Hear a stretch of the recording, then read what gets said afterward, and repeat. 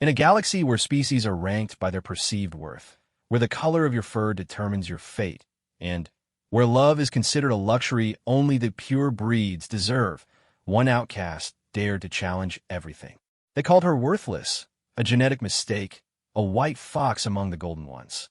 The Galactic Council deemed her kind unfit for companionship, unworthy of the sacred bonding rituals that connected souls across the stars. But when humanity arrived, those strange, stubborn creatures who refused to follow anyone's rules about who could love whom, everything changed. What the galaxy learned was that sometimes the greatest love stories begin with the most impossible odds, and that the heart recognizes no hierarchy, no genetic purity standards, and certainly no galactic law. This is the story of Kira Snowtail, the last white Arctic fox in a universe that had forgotten why her kind was once revered. This is the story of how humanity taught an entire galaxy that love isn't about perfection. It's about finding someone willing to fight the whole universe just to hold your hand. Some say what happened next broke every law of nature and politics. Others say it saved them both. They were all right. The maintenance tunnels beneath Vega Prime Station hummed with the constant thrum of recycled air and forgotten dreams. Kira Snowtail pressed her back against the cold metal wall, her pristine white fur a stark contrast to the grimy surroundings that had become her world. Through the grating above her head, she could hear the celebration continuing in the main corridor. Another successful pairing ceremony, another golden fox finding their destined mate, another reminder of everything she would never have. Her compad buzzed with yet another rejection message. The 47th this cycle. Each one carried the same polite but firm language that had become as familiar as her own heartbeat.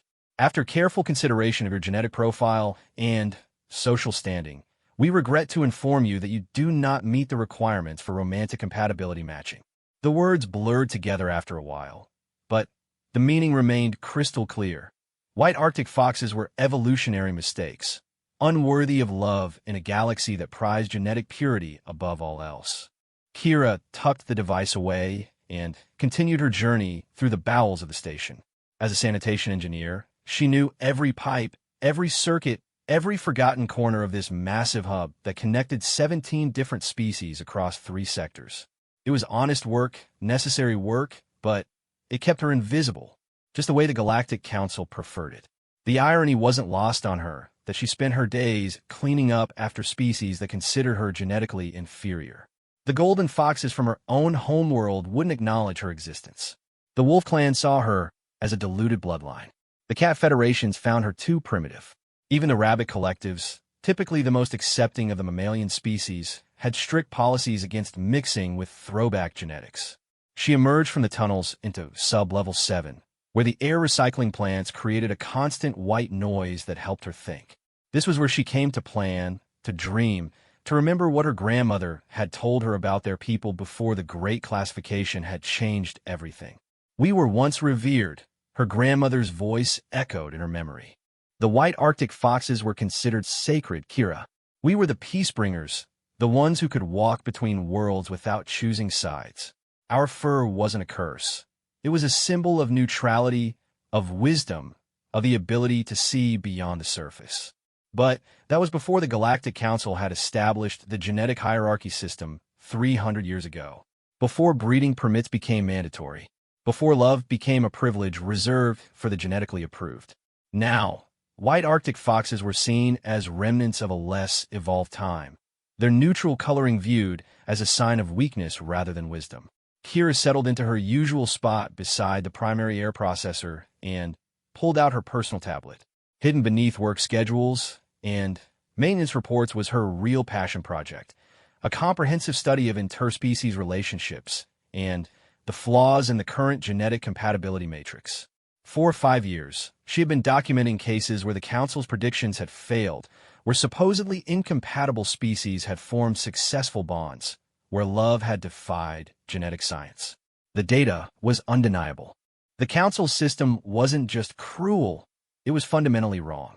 Compatibility had more to do with personality, shared values, and emotional connection than genetic markers. But no one would listen to a white fox, especially one who spent her days crawling through sewage pipes. A soft chime from the main communications array interrupted her thoughts. The sound was different from the usual station announcements, more musical, almost alien. Kira frowned and pulled up the communications log on her tablet. What she saw made her heart skip a beat. A new species had just made first contact with the station. The message was brief, but intriguing. This is Captain Sarah Chun of the Earth vessel Prometheus. We represent the human species and request permission to dock for diplomatic introduction to the Galactic Council. Humans. Kira had never heard of them before, which was unusual given her extensive research into galactic species databases. She quickly cross-referenced the name and found nothing. They weren't in any of the official registries, weren't part of any known federation or alliance. They were completely unknown. Within minutes, the station's alert system activated. All non-essential personnel were ordered to their quarters while the diplomatic corps prepared for first contact protocols. Kira watched from her hidden position as security teams scrambled through the corridors above. The excitement was palpable. First contact was rare and significant. It meant a new species to classify, new genetic profiles to establish, new positions in the hierarchy to assign. But something about the human transmission had caught her attention. The voice, Captain Chun, had spoken with a warmth and confidence that seemed different from the formal, hierarchical communication she was used to. There was no mention of genetic purity, no request for classification status, no reference to breeding permits or compatibility matrices. It was just a simple request to meet and talk. Curiosity overrode caution. Kira made her way through the maintenance shafts toward docking Bay 7, where she knew the human ship would be assigned. The diplomatic meetings would take place in the formal chambers on the upper levels, but she wanted to see these humans for herself before they were processed through the Council's classification system. The docking bay was buzzing with activity when she reached the observation port. Security officers formed a perimeter while xenobiologists prepared their scanning equipment. Medical teams stood by with quarantine protocols. Everything was proceeding according to standard first contact procedures. Then, the human ship's airlock opened, and Kira's world shifted. The first human to emerge was a woman, presumably Captain Chun, with dark hair pulled back in a practical ponytail and clothing that seemed designed for function rather than display. She moved with easy confidence, greeting the waiting officials with genuine smiles and handshakes. Behind her came a diverse group of humans, different skin colors, different ages, different body types, all walking together as equals. But what struck Kira most profoundly was how they looked at each other. There was affection there, respect, camaraderie that crossed every visible difference. She watched a human with dark skin laugh at something said by one with pale complexion. She saw a human with graying hair rest a gentle hand on the shoulder of a much younger companion. There was no hierarchy visible in their interactions, no sense that one was genetically superior to another. As the diplomatic party moved toward the formal meeting chambers, one human lingered behind. He was tall with sandy brown hair and kind eyes that seemed to take in everything around him with genuine interest rather than judgment. When his gaze fell on the observation port where Kira was hiding, she instinctively ducked back.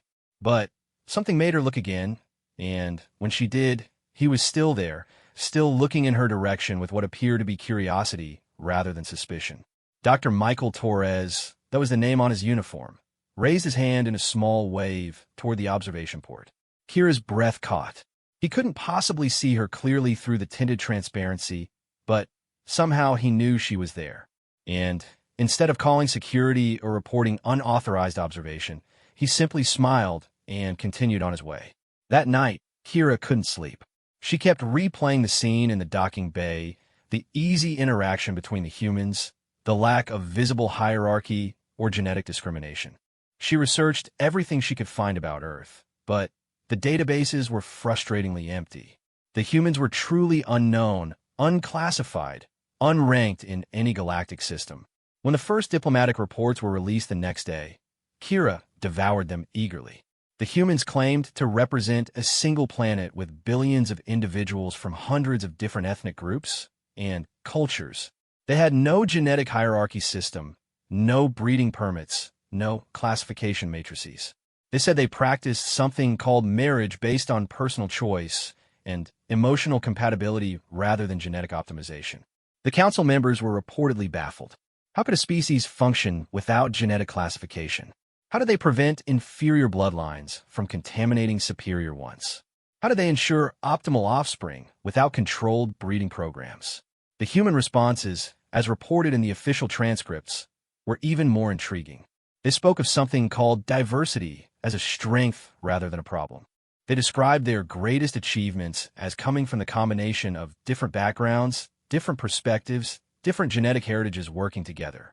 They claimed that their lack of genetic hierarchy had made them stronger, more creative, more adaptable. More than that, they seemed genuinely confused by the council's questions about genetic purity. According to the reports, Captain Shin had asked why anyone would want to limit love based on genetics when the heart was perfectly capable of finding its own way. The heart finding its own way. The phrase echoed in Kira's mind as she returned to the maintenance tunnels for her regular shift. In all her years of studying interspecies relationships and genetic compatibility, she had never heard anyone in the galactic community express the idea that the heart might know better than science. As she worked, cleaning, and repairing the hidden infrastructure that kept the station running, Kira found herself wondering what it would be like to live in a society where her white fur didn't determine her worth, where her genetic markers didn't dictate her romantic possibilities, where love was a choice rather than a privilege. The humans had been on the station for 3 days when everything changed. Kira was performing routine maintenance on the air filtration system in Section C when she heard voices echoing through the ventilation shafts. 2 humans had apparently gotten separated from their diplomatic escort and were wandering through the lower levels.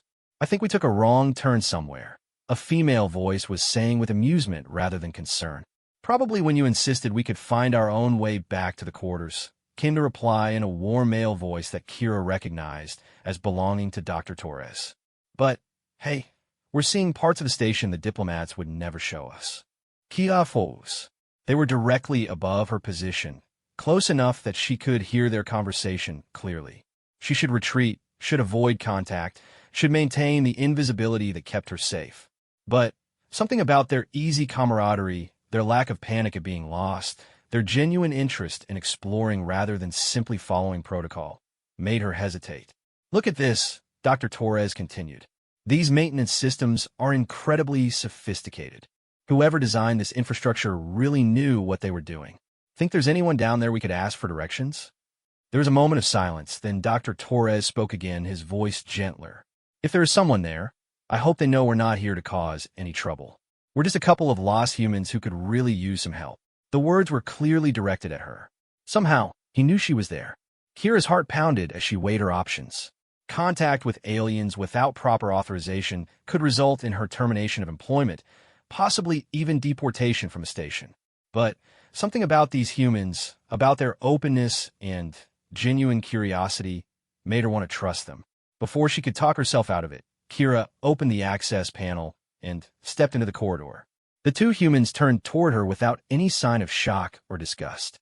Dr. Torres smiled the same warm smile she had seen in the docking bay, while his companion, a woman with curly red hair and intelligent green eyes, looked at her with obvious curiosity and appreciation. "Hello," Dr. Torres said simply. "I'm Michael Torres, and this is Dr. Elena Vasquez. We seem to be a bit lost." Kira opened her mouth to respond, then closed it again. No one had spoken to her so casually, so respectfully, in longer than she could remember. She was acutely aware of her work coveralls, her tools, her position as a maintenance worker. But neither human seemed to see these things as barriers to conversation. She started, then cleared her throat and tried again. "I'm Kira Snowtail. You're trying to get back to the diplomatic quarters?" "That's right," Elena said with a friendly grin.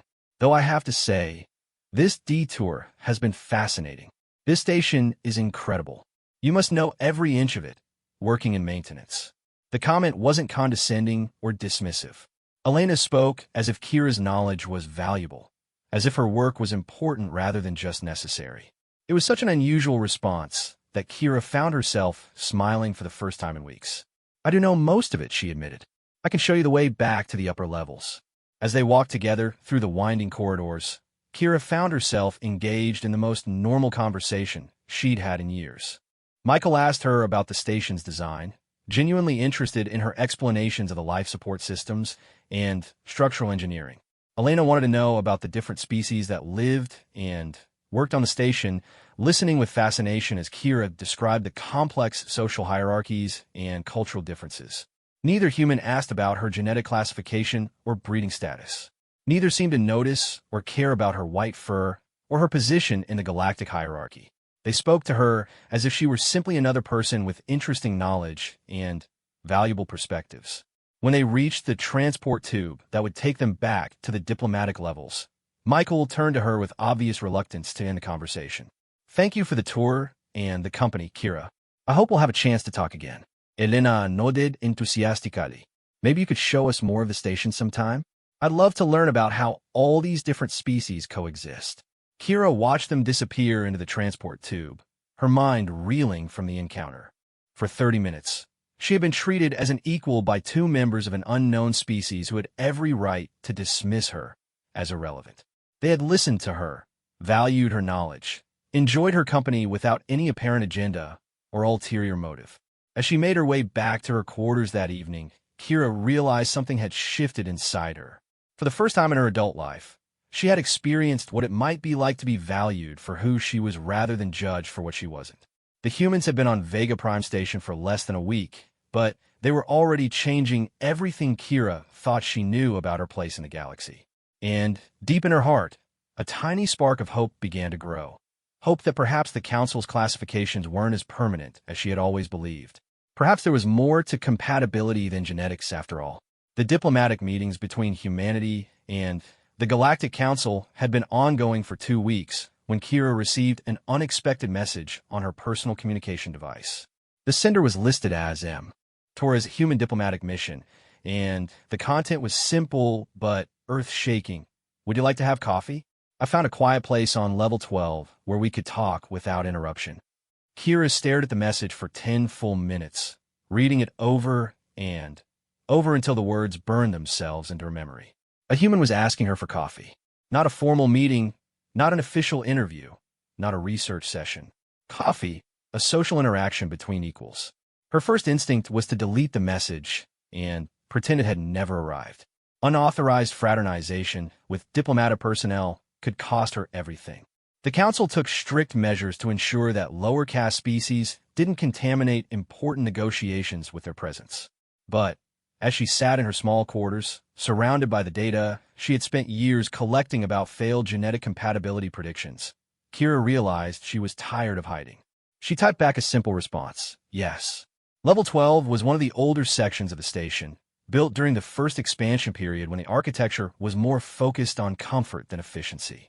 The corridor Michael had chosen was lined with viewing ports that offered spectacular views of a nearby nebula, its purple and gold gases swirling in patterns that seemed almost alive. When Kira arrived at the designated meeting spot, she found Michael already there with 2 steaming cups and an expression of genuine pleasure at seeing her. "I wasn't sure you'd come," he admitted as he handed her one of the cups. "I know the social protocols here are pretty strict." Kira accepted the coffee. Real Earth coffee, she noted with surprise, and found herself studying his face. In the soft lighting of the observation lounge, she could see the laugh lines around his eyes, the way his hair fell slightly over his forehead, the complete absence of judgment or calculation in his expression. He was looking at her the same way he might look at any friend he was genuinely happy to spend time with. "I probably shouldn't be here," she said honestly, "but I wanted to thank you for treating me like a person." Michael's eyebrows rose in confusion. As opposed to what? The question caught her off guard.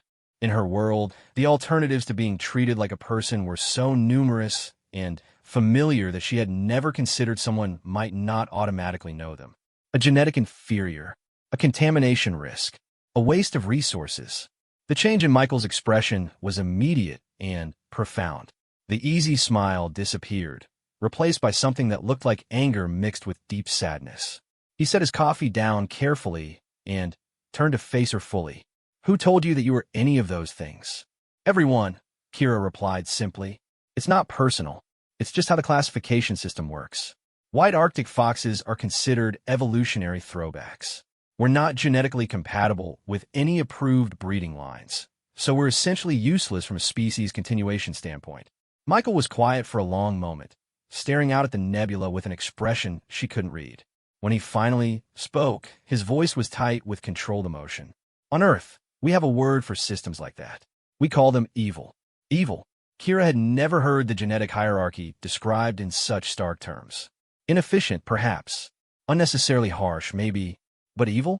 The concept suggested a moral dimension to the system that she had never considered. It's not evil, she said carefully. It's scientific. It's designed to ensure the strongest possible genetic future for all species. And who decided what strongest means? Michael asked.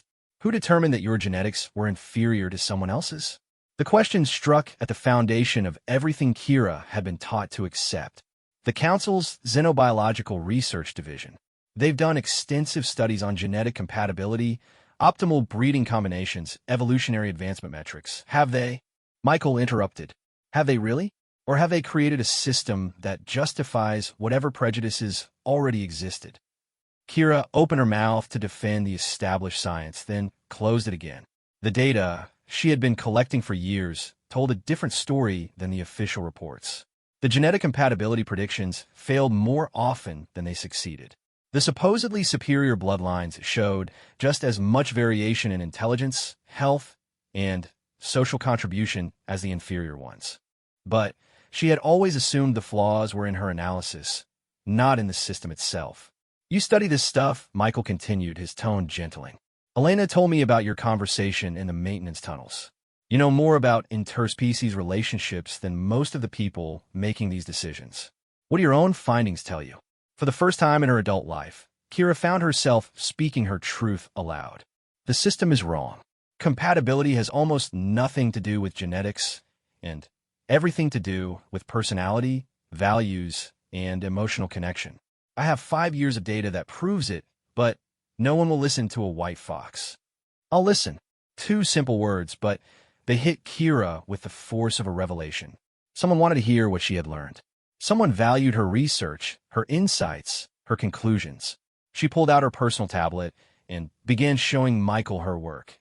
Charts tracking successful bondings that defied genetic predictions, analysis of failed relationships between genetically compatible partners, correlation studies between emotional compatibility factors and relationship longevity. Michael asked intelligent questions, challenged her methodology where it could be improved, and offered insights from human relationship research that supported her conclusions. As they talked, Kira realized she was experiencing something she had never imagined possible: intellectual respect from someone who saw her as an equal. Hours passed without either of them noticing. The corridor grew quiet as the station shifted into its night cycle, but their conversation only deepened. Michael told her about Earth's history with genetic discrimination, about how humans had learned through painful experience that diversity was a strength rather than a weakness. Kira shared her grandmother's stories about the time before the classification system, when white Arctic foxes had been valued for their ability to see beyond surface differences. Your grandmother sounds wise, Michael said when Kira finished describing the old stories. What happened to that wisdom? It was classified as primitive thinking, Kira replied. Non-scientific, superseded by better understanding of genetic optimization. Or maybe it was eliminated because it threatened the power structure, Michael suggested. Systems of oppression always target the people who can see through them. The conversation was interrupted by the soft chime of an incoming message on Michael's communication device. He glanced at it and frowned. The council wants to meet with our delegation tomorrow to discuss formal classification procedures for humans, he said. They're going to assign us genetic categories and breeding recommendations. Kira felt a chill run down her spine. Once humans were processed through the classification system, everything would change. They would be assigned their place in the hierarchy, given their appropriate social positions, informed about which species they were genetically compatible with. The easy equality she had experienced with Michael would disappear under the weight of official genetic science. What will you do? She asked. Michael's smile was grim but determined. We're going to tell them no. You can't just refuse classification, Kira said, startled. It's mandatory for all species seeking galactic citizenship. Without it, you can't participate in trade agreements, diplomatic alliances, breeding programs. Then I guess we won't be galactic citizens, Michael said simply. We didn't come here to be ranked and filed and told who we're allowed to love. We came here to meet other intelligent species and learn from each other as equals. The concept was so radical that Kira struggled to process it. No species had ever refused classification. It was unthinkable, like refusing gravity or refusing to breathe. But Michael spoke as if it were the most natural thing in the world. What about the benefits of galactic citizenship? She pressed.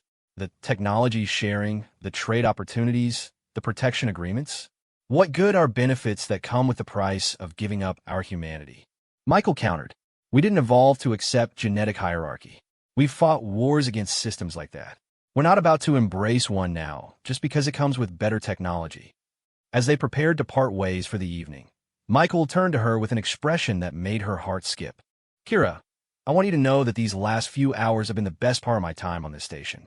Not because of the political discussions or the diplomatic protocols, but because I got to spend time with someone whose mind I genuinely admire. The words hit her like a physical force. Someone admired her mind, not despite her genetics, not in spite of her classification, but because of who she was as an individual.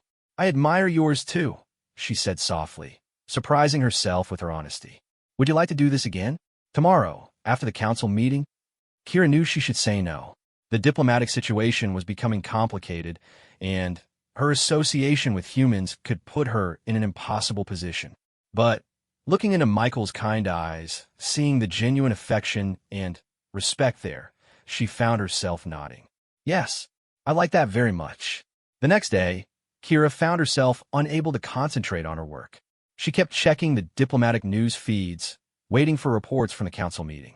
When the preliminary results were finally released, the shockwaves reverberated throughout the station. The humans had indeed refused classification. They had presented their own research showing that genetic hierarchy systems historically led to stagnation, conflict, and the suppression of innovation. They had offered to share their technology and knowledge freely with any species interested in mutual cooperation, but only on the basis of equality rather than hierarchy. The council had responded with threats and ultimatums. Without proper classification, humans could not be granted station privileges, trade rights, or diplomatic recognition. They would be required to leave galactic space within 30 standard cycles. The human response had been even more shocking. They had thanked the council for their time and announced that any individual from any species who was interested in joining them will be welcome aboard human vessels, regardless of their genetic classification. The implications were staggering. Humans were offering sanctuary to anyone who wanted to escape the genetic hierarchy system. They were proposing an alternative society based on individual worth rather than inherited traits. Within hours, the station was buzzing with suppressed conversations. Lower caste species whispered about the possibility of a different life. Even some from higher classifications began questioning whether genetic superiority was worth the restrictions it imposed. Kira's communication device chimed with a message from Michael. Emergency meeting tonight. Same place. We need to talk. When she arrived at the observation lounge, she found Michael pacing beside the viewing ports, his usual calm demeanor replaced by obvious agitation. They're going to make an example of us, he said without preamble. The council has decided that our refusal to accept classification is a direct threat to galactic stability. They're planning to use force to ensure we leave. Force? Kira felt her stomach drop. What kind of force? Military escort. Confiscation of our research. Possibly detention of crew members for attitude adjustment. The euphemism was chilling. Attitude adjustment was what the council did to species members who developed dangerous ideas about equality or individual worth. It was psychological reconditioning designed to eliminate subversive thinking. How long do you have? Kira asked. 72 hours before the enforcement action begins. They stood in silence for a moment, watching the nebula swirl beyond the viewport. Then, Michael turned to her with an expression that was both hopeful and terrified. Come with us. The words hung in the air between them like a bridge across an impossible chasm. Kira stared at him, trying to process what he was asking. Michael, I can't just... Why not? He interrupted. What's keeping you here? A job that makes you hide in maintenance tunnels? A society that treats you as a genetic mistake? A classification system that will never let you find love or have a family. It's not that simple, Kira said, but even as she spoke, she realized it might be exactly that simple. I've never lived anywhere else. I don't know anything about human society. What if I don't fit in? Michael stepped closer, his voice gentle but urgent. Kira, in the time we've spent together, you've shown more intelligence, curiosity, and compassion than most of the diplomats I've met in my career. You wouldn't just fit in with humans, you'd thrive. But we're different species, she said weakly. The genetic incompatibility, according to whose science? Michael asked. According to the same council that's about to forcibly remove us for refusing to accept their classifications? Kira, what if they're wrong about everything? What if compatibility is exactly what you've been proving for years, about connection, understanding, shared values? The possibility hung between them like a door to a different world. Everything Kira had ever been taught said it was impossible. Two different species from different worlds with completely different evolutionary histories could not form any kind of meaningful bond. But looking at Michael's face, seeing the hope and affection there, feeling the way her heart responded to his presence, Kira began to wonder if everything she had been taught might be wrong. I need time to think, she said finally. Of course, Michael replied. But, Kira, whatever you decide, I want you to know that these past few weeks, getting to know you, have changed everything for me. You've shown me that connection transcends genetics, that intelligence and compassion matter more than species classification. He paused, seeming to gather courage for what he said next. I've fallen in love with who you are, not what some council says you are. And if you'll let me, I'd like to spend whatever time we have left proving that love doesn't need genetic approval to be real. The words hit Kira like a revelation. Love. Someone loved her, not despite her genetics, not in spite of her classification, but because of who she was as an individual. It was everything she had dreamed of, but never believed possible. As she made her way back to her quarters that night, Kira's mind raced with possibilities and fears in equal measure. In 72 hours, the humans would be gone, and with them would go her chance at a different kind of life. A life where her worth wasn't determined by the color of her fur or the genetic markers in her DNA. The choice before her was terrifying and exhilarating in equal measure. She could stay in the safety of the familiar, accepting her place in a system that would never value her. Or she could take the greatest risk of her life and reach for something that everyone said was impossible. Love without genetic approval. A future without predetermined limitations. A chance to be valued for who she was rather than judged for what she wasn't. As she lay in her narrow bunk that night, staring at the ceiling of her small quarters, Kira realized that for the first time in her life, the choice was entirely hers to make. The next morning brought chaos to Vega Prime Station.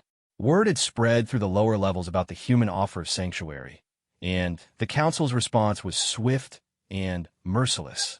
Security forces conducted random searches of quarters belonging to lower caste species, confiscating communication devices, and arresting anyone found with seditious materials, which apparently included any research questioning genetic compatibility theories.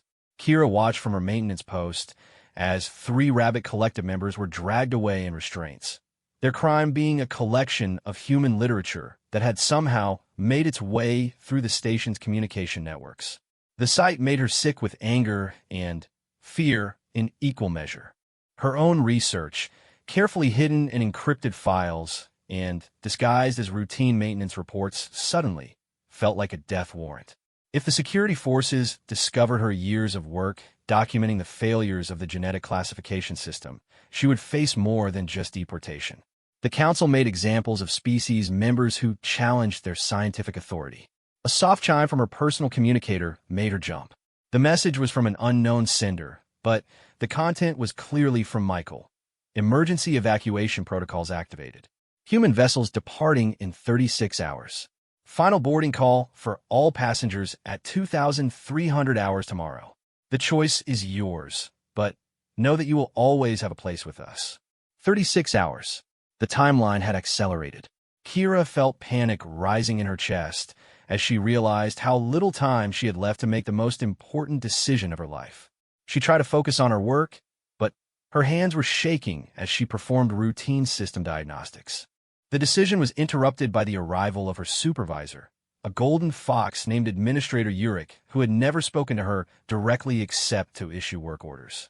His expression was grim as he approached her workstation. "Sanitation Engineer Snowtail," he said formally, "you are to report immediately to Security Chief Axon for questioning regarding unauthorized contact with alien diplomatic personnel." Kira's blood turned to ice. Somehow, they had discovered her meetings with Michael.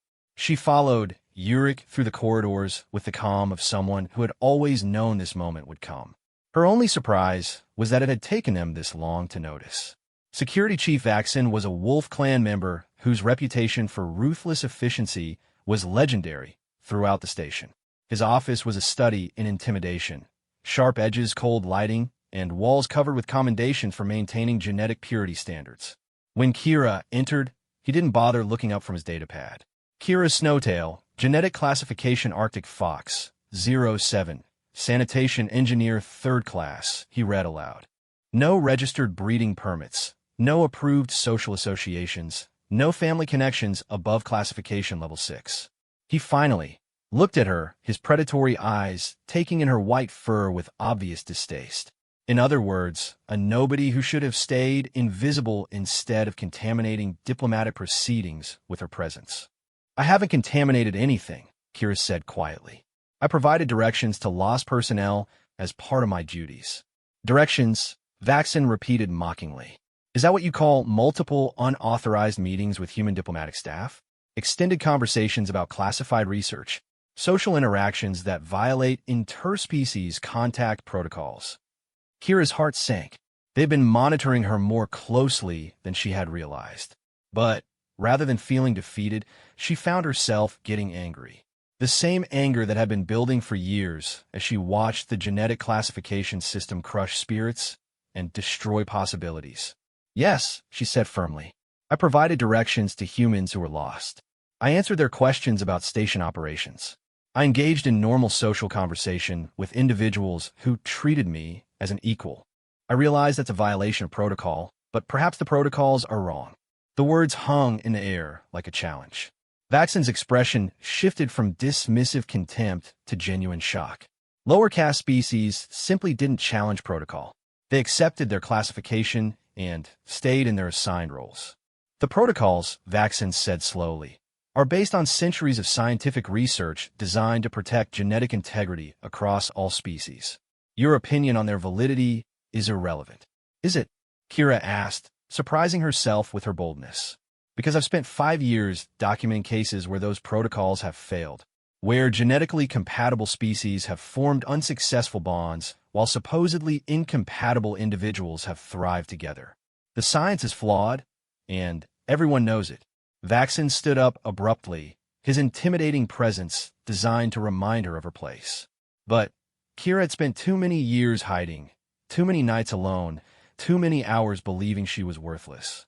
The possibility of a different life, of being valued for who she was rather than what she wasn't, had awakened something in her that refused to be intimidated. "You are a sanitation engineer," Vaxon said coldly. "Your job is to clean waste products and maintain mechanical systems. You are not qualified to question scientific conclusions developed by individuals whose genetic classification gives them actual authority." "Authority based on what?" Kira shot back. "The color of their fur? The genetic markers their parents happen to carry? How does being born a wolf or a golden fox automatically make someone more intelligent or more qualified to understand relationships than someone born a white Arctic fox?" The question struck at the foundation of the entire system, and Vaxon's response was immediate and vicious. "Because," he snarled, "evolution has selected certain genetic lines for intelligence, leadership, and social contribution.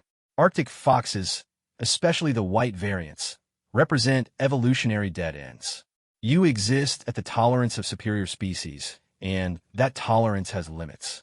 For a moment, Kira felt the familiar weight of lifelong conditioning pressing down on her. The voice that had always whispered that she was inferior, that she should be grateful for whatever scraps of existence she was allowed, that questioning the system was not just wrong, but impossible. Then she thought about Michael's words, systems of oppression always target the people who can see through them. If Arctic foxes are evolutionary dead ends, Kira said calmly, why are you so afraid of what I might say to the humans? The question clearly caught Vaxen off guard. For a moment, his confident authority wavered, and Kira saw something that looked like uncertainty in his eyes. I'm not afraid of anything you might say, he replied, but his voice lacked its earlier conviction. I am preventing contamination of important diplomatic proceedings by inappropriate personnel. You're afraid, Kira said with growing confidence, that the humans will listen to what I've learned, that they'll realize the genetic classification system is designed to maintain power structures rather than optimize species development, that they'll see through the scientific facade to the prejudice underneath. Enough, Vaxen roared. You'll be confined to quarters pending disciplinary review. Any further contact with human personnel will result in immediate deportation from the station. As security guards escorted her back to her quarters, Kira felt a strange sense of liberation. For the first time in her life, she had spoken her truth to authority without apologizing or backing down. Whatever consequences followed, at least she had finally stood up for herself. Her quarters felt smaller than usual as she paced between the narrow walls, trying to process everything that had happened. 24 hours until the humans departed. 24 hours to decide whether to spend the rest of her life accepting a classification that diminished her or to risk everything for a chance at something better. A soft tapping on the ventilation grate above her bed interrupted her thoughts. Kira looked up to see the grate being carefully removed from the inside, and Elena Vasquez's face appearing in the opening. Hope you don't mind the unconventional entrance, Elena whispered with a grin. But I hear you're under house arrest. Elena, how did you? Michael asked me to check on you. He's been worried sick since we heard about the security sweep. Also, I'm an engineer. Ventilation systems are kind of my specialty. Elena dropped down into the small room with practiced ease, then immediately embraced Kira in a way that was both comforting and completely foreign. Physical affection between non-family members was discouraged in galactic society, but humans seemed to use it naturally as a way of expressing care.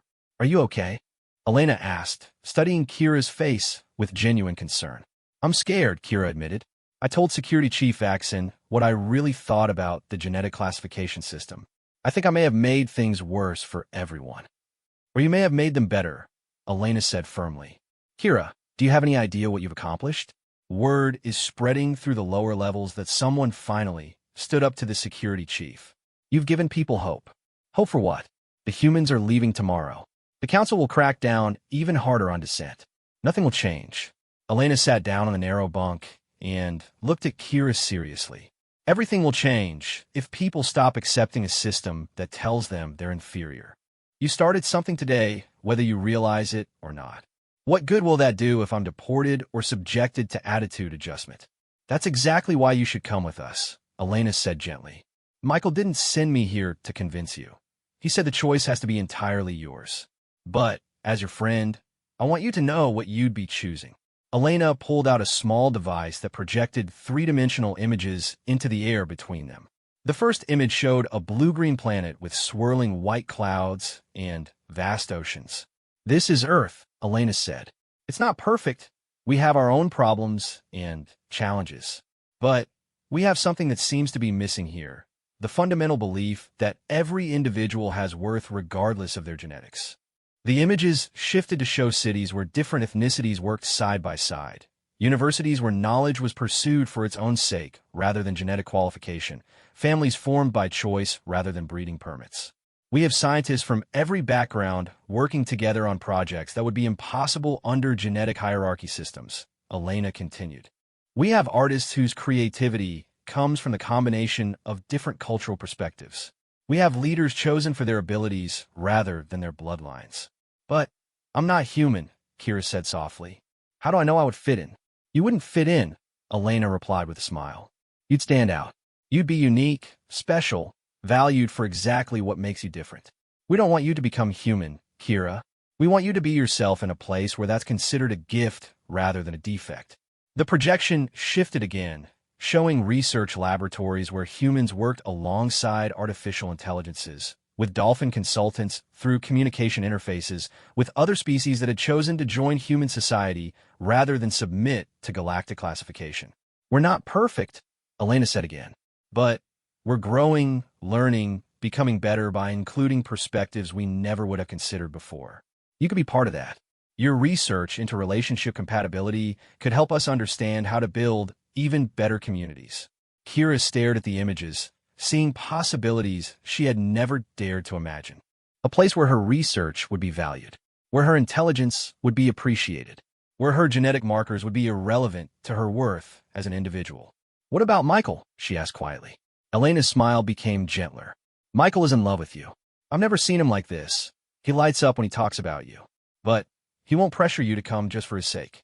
He wants you to choose a life that makes you happy, whether that includes him or not. I've never been in love before, Kira admitted. I always thought it wasn't possible for someone like me. Someone like you? Elena asked. You mean someone intelligent, compassionate, curious, and brave enough to stand up for what's right? Kira, those are exactly the qualities that make the best partners. They sat in comfortable silence for a moment, both watching the images of Earth rotate slowly in the air between them. Finally, Elena spoke again. I should go before security notices I'm missing. But, Kira, whatever you decide, know that you have friends who care about you. That's not going to change regardless of what happens tomorrow.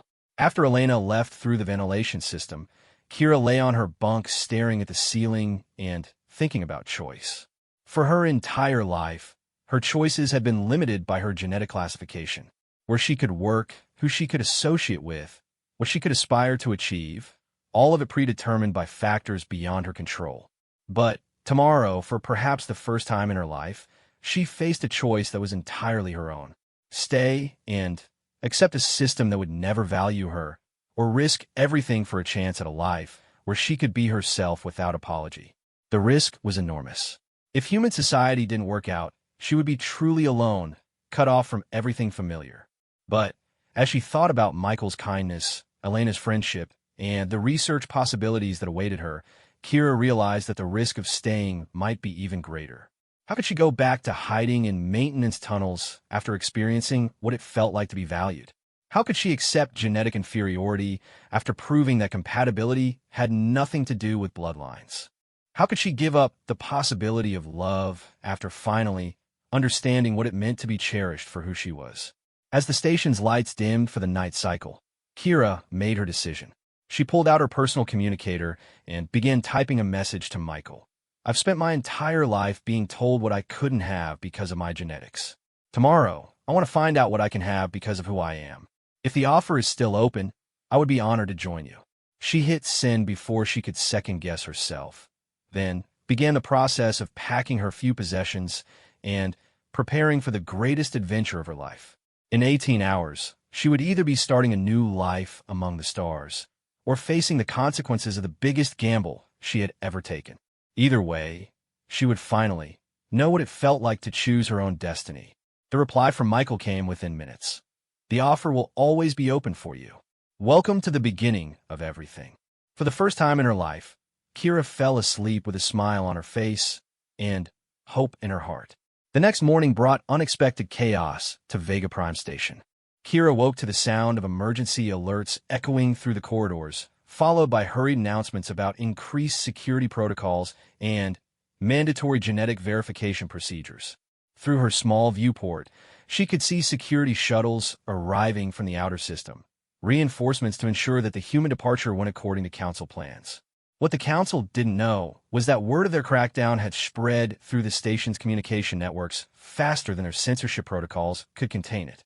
By the time Kira finished her morning meal, she could hear whispered conversations in the corridors outside her quarters. Lower caste species were talking openly about the human offer for the first time in their lives, and the conversations were spreading like wildfire. A soft knock on her door interrupted her preparations for departure. Kira opened it to find Administrator Urich standing in the hallway, but his usual stern expression had been replaced by something that looked like nervous excitement. Engineer Snowtail, he said formally, then lowered his voice. May I come in? We need to talk. Confused but curious, Kira stepped aside to let him enter. Urich looked around her small quarters nervously, then turned to face her with an expression that was equal parts determined and terrified. "I know about your meetings with the humans," he said without preamble. "I know about your research into genetic compatibility.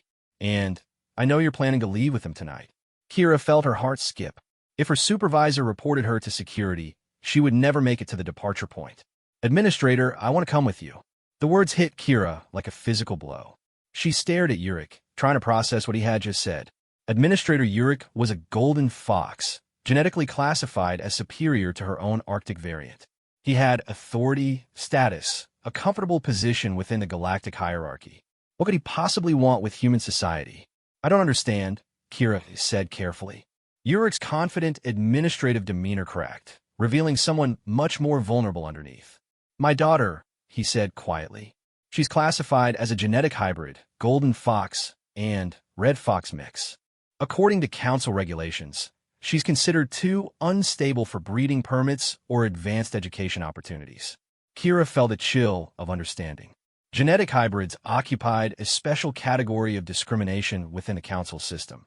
Not quite inferior enough to be relegated to maintenance work, but not pure enough to enjoy the full benefits of higher classification. "She's brilliant," Yurik continued, his voice thick with emotion. "More intelligent than half the pure-breed golden foxes in advanced placement programs. But she'll never be allowed to pursue scientific research, never be permitted to bond with anyone above her classification level, never be given opportunities that match her abilities." "How old is she?" Kira asked. 16. Old enough to understand what her genetic classification means for her future.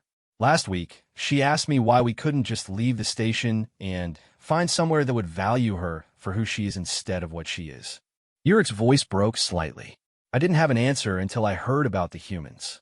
The irony of the situation wasn't lost on Kira. A golden fox administrator was asking a white Arctic fox sanitation engineer to help him save his daughter from the very system that elevated his status above hers. "The departure protocols are already established," Kira said carefully. "I don't know if there's room for additional passengers." "There is," Yurik said with the first smile she had ever seen from him. "Because I'm not the only one who wants to leave." Over the next hour, Yurik revealed the extent of what was happening throughout the station. His position as administrator had given him access to interdepartmental communications, and what he had discovered was unprecedented in galactic history. 17 different species representatives had approached human personnel in the past 24 hours, requesting passage away from council-controlled space. The requests came from across the genetic classification spectrum: infuriated species seeking equality, hybrid individuals facing discrimination, even some higher classified beings who had grown tired of maintaining a system they found morally repugnant. "The humans have been quietly arranging transport for anyone who wants to leave," Yurik explained. "They have 3 vessels instead of the 1 ship the council thinks they're monitoring. The other 2 are positioned outside the scanning perimeter, waiting for passengers." "How many people are we talking about?" Kira asked. 43 individuals and families so far. Maybe more by departure time. The scope of it was staggering. 43 beings willing to abandon everything they had ever known for a chance at a different kind of life. The human offer of sanctuary hadn't just appealed to a few dissatisfied lower caste individuals. It had revealed deep cracks in the foundation of the galactic hierarchy system. "What about security?" Kira asked. "They're monitoring everything." "That's where your expertise comes in," Yurik said with a meaningful look. "You know the maintenance tunnels better than anyone. The humans need someone who can guide groups of passengers through the station without being detected by security sensors." Kira realized she was being asked to become part of an organized escape operation.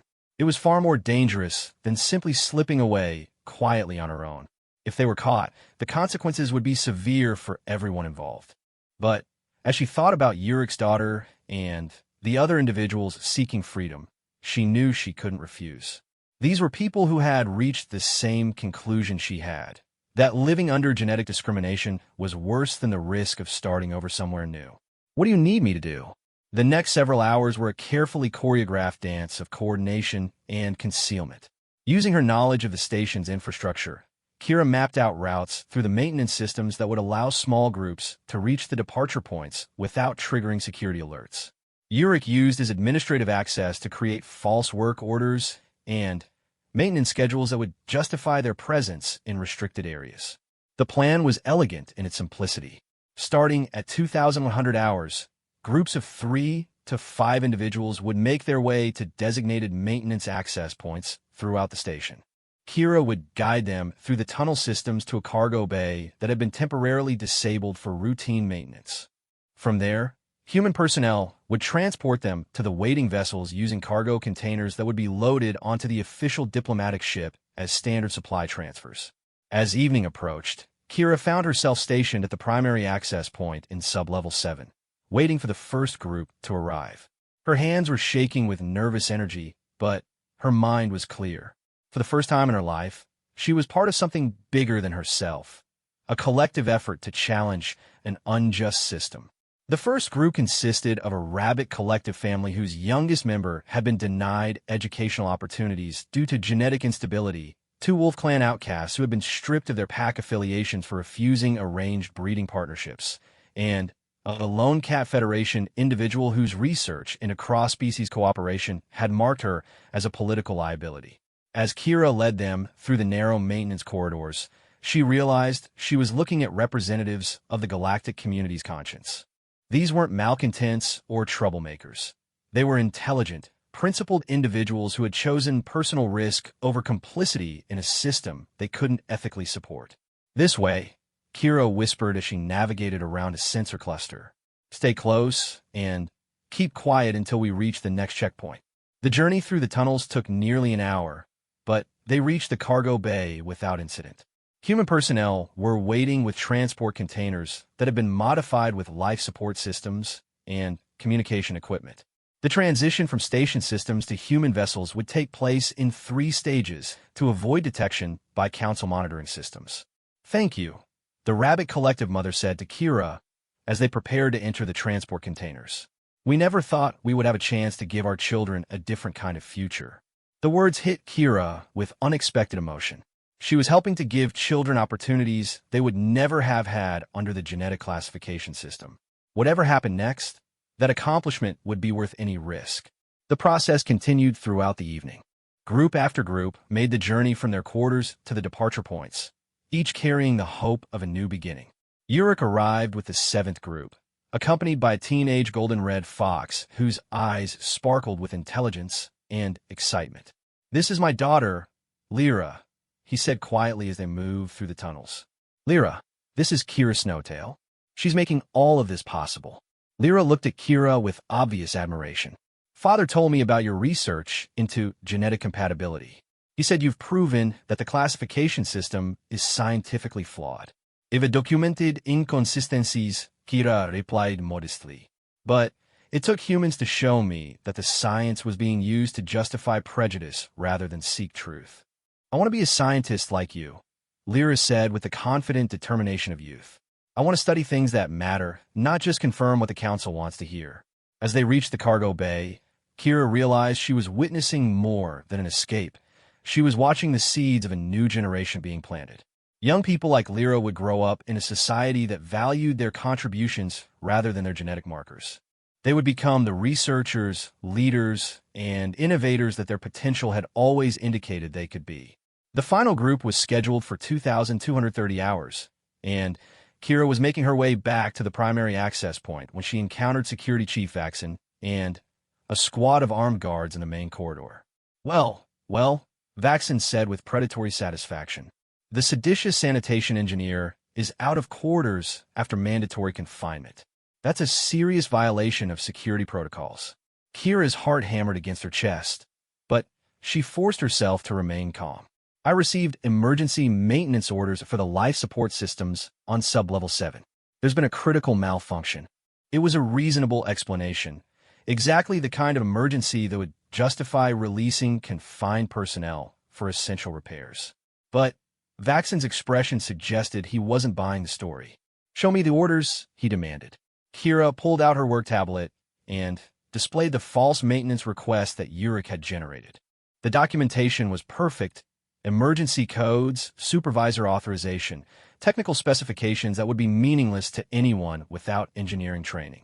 Vaxon studied the screen for several long moments, clearly looking for any excuse to detain her.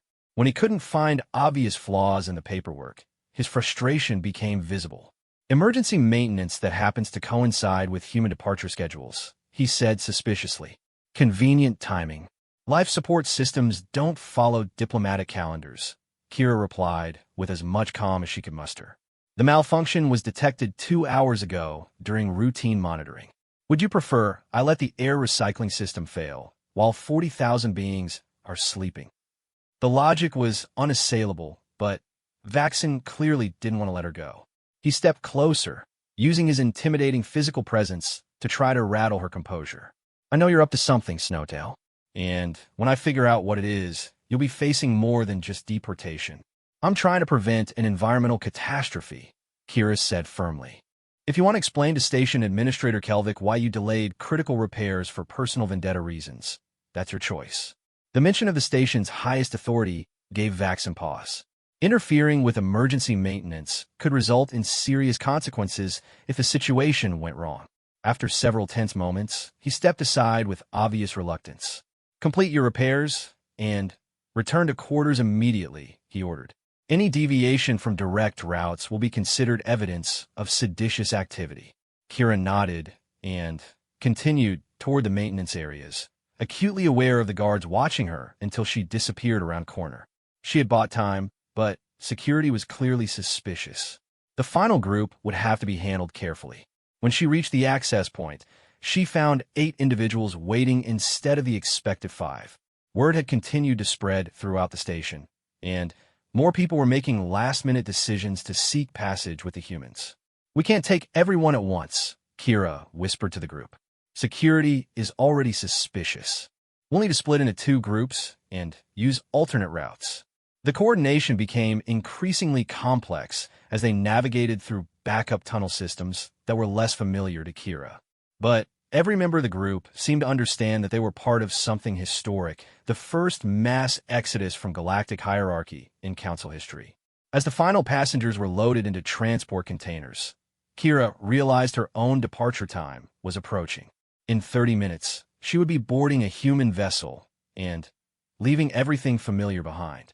The magnitude of the change she was about to experience suddenly hit her with full force. Michael appeared at the cargo bay entrance just as the last containers were being sealed for transport. His face showed the strain of the evening's coordination efforts, but his eyes lit up when he saw her. Ready for the greatest adventure of your life? He asked with a tired smile. Terrified and ready, Kira replied honestly. Good combination, Michael said as he helped her into the final transport container. Terror means you understand how big a change you're making. Ready means you're strong enough to handle it. As the container sealed around them and the transport process began, Kira felt the vibration of the station's systems being left behind. She was no longer Kira Snowtail, Genetic Classification Arctic Fox 07, Sanitation Engineer 3rd Class. She was simply Kira, beginning a journey toward a future where her worth would be determined by her choices rather than her genetics. The escape was complete, but the real adventure was just beginning. 6 months after leaving Vega Prime Station, Kira stood in the observation deck of the research vessel New Horizons, watching the twin suns of the Kepler 442 system paint the sky in shades of gold and amber. The view still took her breath away, not just because of its beauty, but because she was seeing it as an equal member of a research expedition rather than as someone whose genetic classification determined her worth. The transformation hadn't been easy. Those first weeks aboard human vessels had been a whirlwind of culture shock, language barriers, and the constant adjustment to living in a society without genetic hierarchy. But every challenge had also been a revelation about what life could be like when individuals were valued for their contributions rather than their inherited traits. The preliminary scans are complete, Elena called from the main science station. The planet's ecosystem is even more complex than we hoped. This is going to require the kind of interdisciplinary cooperation that would be impossible under Council protocols. Kira smiled as she reviewed the incoming data on her personal workstation. The planet below them, tentatively designated Haven, showed signs of having evolved multiple intelligent species that had somehow managed to coexist peacefully for millennia. Understanding their success could provide crucial insights for building better integrated societies throughout the galaxy. Her own role on the research team still amazed her. Dr. Kira Snowtail. The title had been granted based on her comprehensive research into interspecies relationship compatibility rather than any genetic qualification. She was now the expedition's lead social dynamic specialist, tasked with understanding how different species could work together successfully. The irony wasn't lost on her that the genetic throwback was now the expert helping others learn cooperation. Kira, Michael called from the communication station. You'll want to see this. We're receiving a transmission from Vega Prime Station. The message that appeared on the main screen made everyone in the research bay fall silent. It was from Administrator Urich, now serving as the leader of what the transmission identified as the Vega Station Reform Coalition. To our friends aboard the human vessels, Urich's image began. We hope this message finds you well in your new lives. We want you to know that your departure has had consequences you might not have anticipated. Consequences that are changing everything. The transmission continued with news that seemed too remarkable to believe. The mass exodus of 43 individuals had created a crisis within the station's operations. Too many key personnel had left, too much essential knowledge had walked away, too many critical positions had been abandoned by people the genetic classification system had deemed inferior. The council tried to replace the departed personnel with genetically approved candidates, Urich explained, but it quickly became apparent that genetic classification had little correlation with actual ability.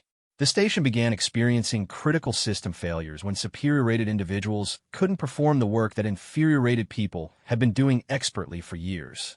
The medical bay had been the first to face crisis when genetically approved medical staff couldn't match the diagnostic abilities of supposedly inferior hybrid physician who had left with the humans. The research divisions had ground to a halt when purebreed scientists proved unable to replicate the innovative work that had been dismissed as primitive thinking from lower-classified researchers. Most significantly, the station's complex life support systems had nearly failed when genetically superior engineers couldn't understand the modifications and improvements that Kira and others had implemented over the years. The crisis forced an unprecedented investigation into the actual correlation between genetic classification and job performance. Urich continued with obvious satisfaction. What the investigators found was exactly what your research had predicted.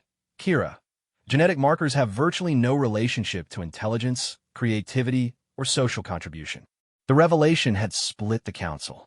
Conservative members insisted that the crisis was temporary, that proper training would restore the genetically superior individuals to appropriate performance levels. But practical administrators, faced with cascading system failures, had begun quietly recruiting personnel based on ability rather than genetic classification.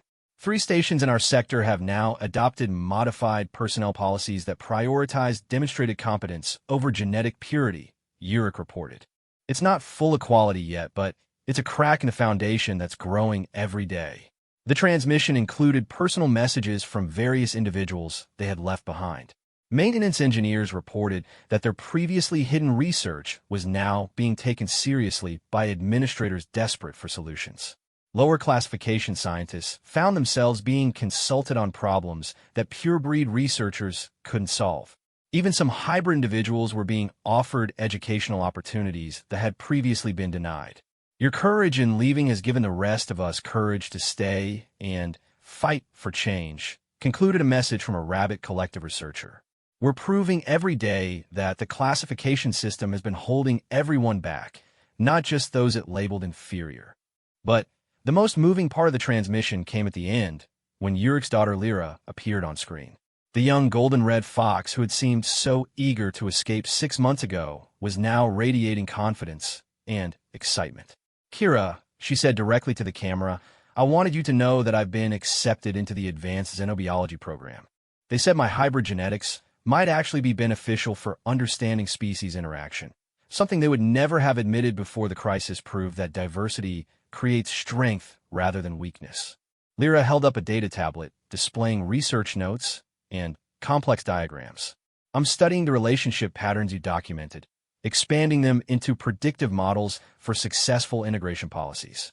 My professors say the work could revolutionize how species approach cooperation agreements.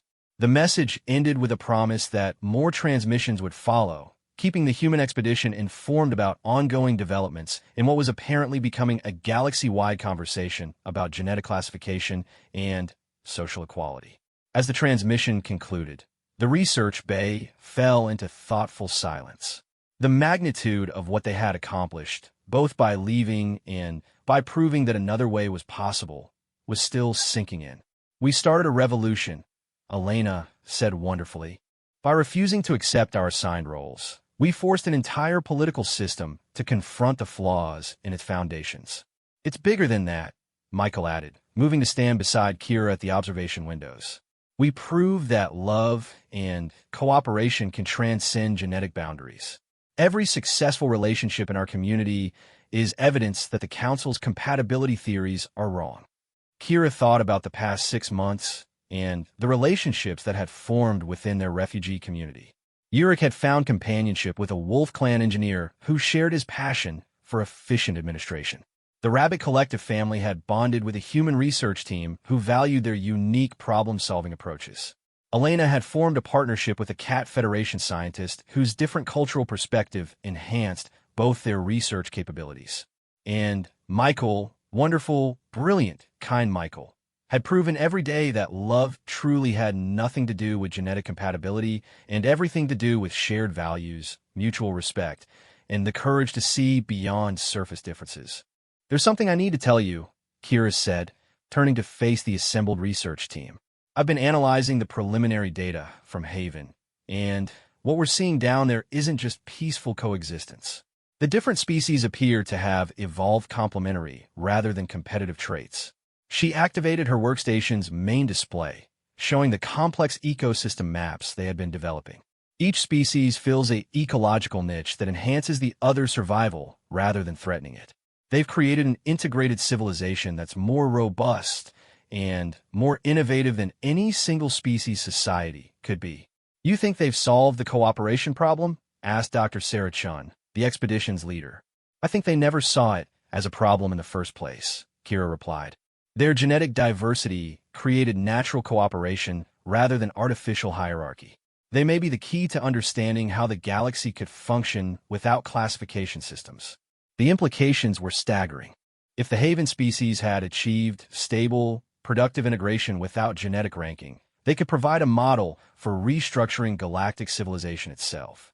"How long before we can establish contact?" Michael asked. "The linguistic analysis will take another few weeks," Elena replied, "but the initial social observation protocols could begin much sooner."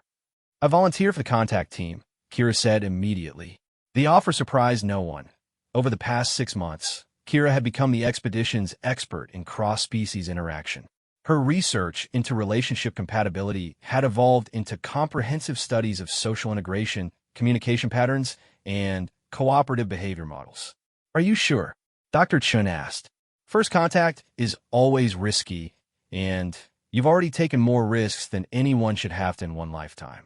Kira looked out at the planet below, its surface covered with cities that showed clear evidence of multiple species working together in harmony.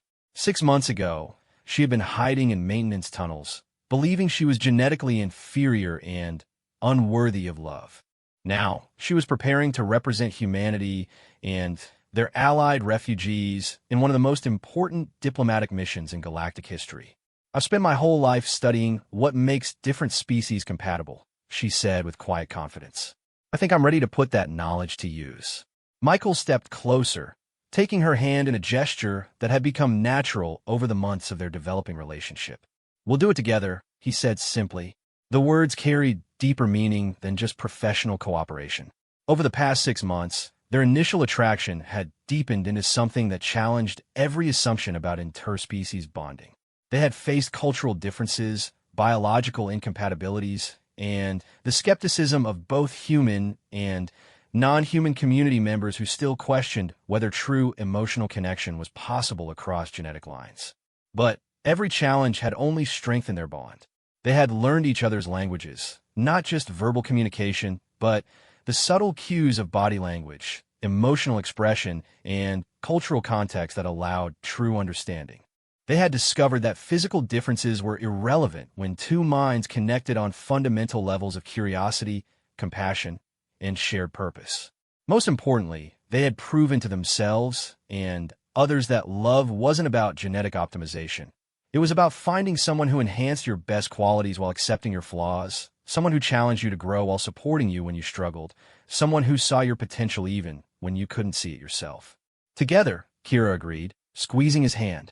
2 weeks later, as the contact shuttle descended toward Haven's largest city, Kira felt a familiar mixture of terror and excitement that had marked every major transition in her new life. The preliminary communications with the planet's inhabitants had been promising. They seemed curious about the newcomers and willing to engage in formal diplomatic exchange. The city that appeared through the shuttle's viewports was unlike anything in the galactic databases. Instead of the segregated districts that characterized most multi-species settlements, Haven's urban areas showed seamless integration. Buildings designed for different physiological needs were connected by transport systems that accommodated various mobility requirements. Public spaces included environmental controls that could be adjusted for